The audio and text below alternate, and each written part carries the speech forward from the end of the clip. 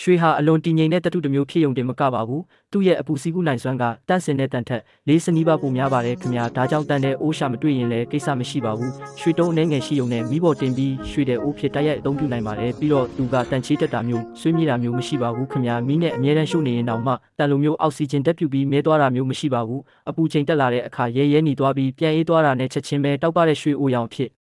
ပြန်ပြောင်းလဲသွားပါတယ်ရွှေစင်ကအလုံးပြော့ပြောင်းပေမဲ့သူ့ရဲ့ဆွဲဆက်နိုင်စွမ်းကတော့မယုံနိုင်စရာပါပဲရွှေ1 gram ကို2 ကီလိုမီတာကနေ3 ကီလိုမီတာအထိရှည်တဲ့ရွှေမြင်လေးတွေအဖြစ်ဆွဲဆက်နိုင်တယ်လို့1 ရန်မီတာနီးပါးကျယ်တဲ့ရွှေဆိုင်ပြားလေးတွေဖြစ်လဲဖိချနိုင်ပါတယ်ခင်ဗျာဒီလိုဂုံတက်တိတွေကြောင့်ပဲရွှေကိုပုံစံအမျိုးမျိုးပြန်လဲပြုပြင်ပြီးရွှေတုံးအသေးလေးတွေနဲ့အစင်တန်စာမျိုးစုံပြုလုပ်နိုင်တာဖြစ်ပါတယ်ဒါအပြင်သူ့ရဲ့လျှက်စီးကူးနိုင်စွမ်းကလည်းကောင်းမွန်တဲ့အတွက်လျှက်စစ်ပစ္စည်းအတော်များများမှာသူ့ရဲ့ပါဝင်မှ